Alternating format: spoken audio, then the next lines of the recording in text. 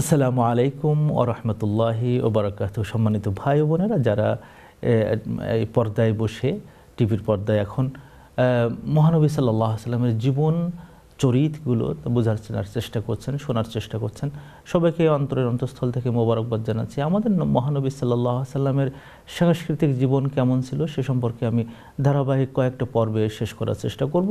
আশা করি এখান থেকে আমরা সবাই চিন্তার একটা খোরাক পাবো এবং আমরা আরও লেখাপড়া করার চেষ্টা করব ইনশাআল্লাহ। আমরা আমাদের নবী সাল্লাল্লাহু আলাইহি ওয়াসাল্লামের সাহিত্য সংক্রান্ত তার কিছু দিক নির্দেশনা এবং তিনি কি করতেন এ সম্পর্কে আমরা কিছু আলোচনা করি। সাহিত্যের বিভিন্ন দিক ও বিভাগ আছে।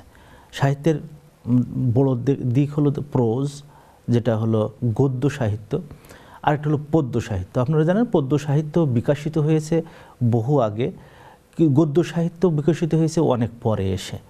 আমাদের নবী সাল্লাল্লাহু আলাইহি ওয়াসাল্লামের হাতে এত বেশি গদ্য সাহিত্য বিকশিত হয় যেটা কিন্তু আসলে দেখার মতন ছিল। গদ্য সাহিত্যের অনেকগুলো ধারা আছে, বক্তব্য আছে, লেখা আর্টিকেল আছে, গল্প আছে, উপন্যাস আছে, অনুগল্প, ছোট ছোট গল্প আছে। ছোট গল্প যেটাকে আমরা বলি, ছোট গল্পেরও ছোট গল্প, এক লাইনে একটা গল্প, অনুগল্প আছে। আমাদের নবী সাল্লাল্লাহু আলাইহি ওয়াসাল্লাম এই জিনিসগুলো খুবই সুন্দরভাবে পছন্দ করতেন। উনি সমাজকে পরিচিত করলেন সাহিত্য দিয়ে, এবং এই সাহিত্য ললিত কলা তার হাতে এতভাবে সুন্দর হয় যে কবি সাহিত্যিকরা সে সময় মুখ হয়ে গেল, তারা কোনো কথা বলতো না যে এ কি, নবী মুহাম্মদ সাল্লাল্লাহু আলাইহি ওয়াসাল্লাম এমন একটা সমাজে এমন একটা উপহার দিলেন। তিনি গল্প করতেন মানুষের কাছে। এই গল্প করার সময় উনি কিছুটা মানে ড্রামার মতন তৈরি করতেন। উনি হঠাৎ করে বলতেন চলো আমরা একটু বাইরে থেকে ঘুরে আসি। বাইরে যেতেন, সেখানে যেয়ে একটু সবাইকে নিয়ে একটু গল্প হতো। উনি ওনার জীবনের যে সমস্ত গল্প আছে তার উপরে ভিত্তি করে প্রায় পিএইচডি হয়েছে কয়েকটা, যে তার গল্পগুলো কেমন ধরনের ছিল। আমাদের নবী মুহাম্মদ সাল্লাল্লাহু আলাইহি ওয়াসাল্লাম পুরানো মানে ইতিহাস আকারে সেই কাহিনীগুলো ওনাকে যেভাবে আল্লাহ তাআলা বলেছেন সেইভাবে তিনি আমাদেরকে শোনাতেন। কোরআন শরীফের গল্প নয়, কিন্তু উনি বলতেন। যেমন ধরেন আপনারা উনি যে গল্প করতেন তার মধ্যে একটা হলো 3 জন লোক পাহাড়ের গুহায় আটকা পড়ে গিয়েছিল।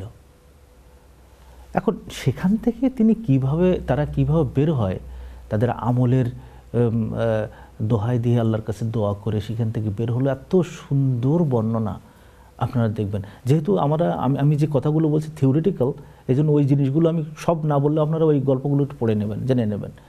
একজনের গল্প করলেন, উনি 99টা খুন করেছে। এরপরে তার মনের মধ্যে অনুতাপ আসলো।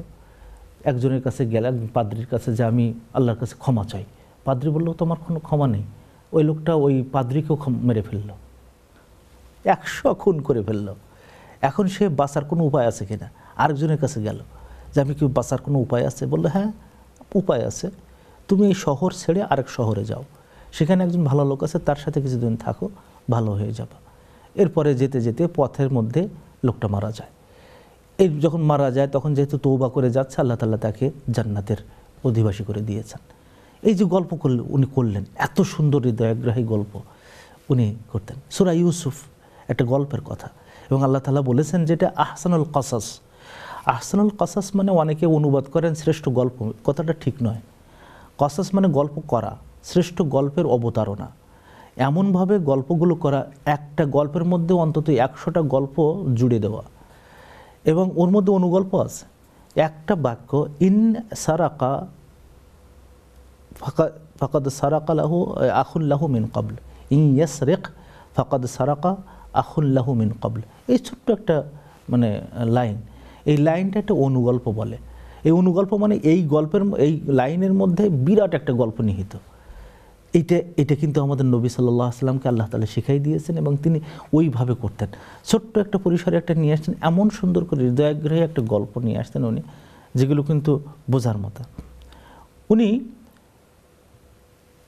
গল্পের মধ্যে উনি যে কাজগুলো করতেন তার মধ্যে একটা হলো যে কিছুটা রূপকল্প তৈরি করে দেওয়া। রূপকল্পতা মানে কল্পকাহিনী, যেটা কিছু মানে গল্পটা তো বাস্তব। উনি কখনো এমন গল্প করতেন না যেটা সমাজে হয়নি বা কখনো এটা হয়নি, হয়তো আগের জামানায় কোনো এক সময় ঘটেছে। কিন্তু এই গল্পের মধ্যে যে সমস্ত রূপকল্পতা উনি নিয়ে আসতেন সেটা ছিল খুবই সুন্দর। এই যেমন ধরেন কথার কথা মানে কোরআন শরীফের মধ্যে আল্লাহ তাআলা বলছেন যে জাক্কুম সম্পর্কে বলতে যেয়ে বলছেন শয়তানদের মাথার মতন। আচ্ছা, শয়তানের মাথা তো দুনিয়ার কেউ দেখেনি, কিন্তু আল্লাহ তাআলা এই উপকল্পটা দিলেন কেন?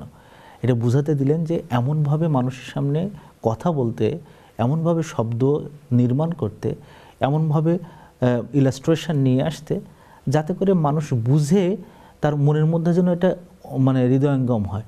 আমরা অনেক সময় মনে করি যে সরাসরি কথা, ডাইরেক্ট কথা বলা দরকার। না, উনি ডাইরেক্ট কথা বলতেন না, উনি মেটাফর নিয়ে আসতেন, ঘুরিয়ে কথা বলতেন, যাতে করে এই কথাটা বুঝতে যেয়ে মানুষ কাঁদতো, মানুষ হাসতো, মানুষ বিভিন্নভাবে সামনে যেত। এই যে সাহিত্যের এই যে ধারা, ওনার বক্তব্য ছিল হৃদয়গ্রাহী, এত সুন্দর বক্তব্য দিতে পারতেন এবং মানুষদেরকেও ওই বক্তব্যের কিভাবে করতে হয় সেটা তিনি শেখাতেন। তিনি শুধুমাত্র গল্পের জন্য নয়, তিনি চেষ্টা করেছেন যে এই যে সাহিত্য তৈরি হবে, এই সাহিত্য হবে হাদেফ। হাদেফ মানে হলো এর একটা উদ্দেশ্য থাকবে। সাহিত্যের নতুন একটা ধারা আছে যেটাকে বলা হয় মানে লিটারেচার, যেটা হবে সেটা হবে যে মানে লিটারেচারের জন্যই, সাহিত্যের জন্যই। কিন্তু এইটা কিন্তু আসল কথা নয়।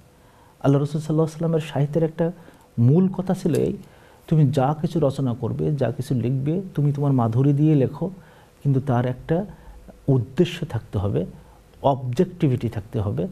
সেটা মানুষ গড়ার একটা কারখানা, মানুষ গড়ার একটা মাধ্যম হতে হবে। এইভাবে তিনি সাহিত্যকে আমাদের সামনে তুলে ধরেছেন। আমরা ইনশাআল্লাহ সামনের পর্বে আরও অন্য বিষয় নিয়ে আলোচনা করব। জাযাকুমুল্লাহ খাইরান।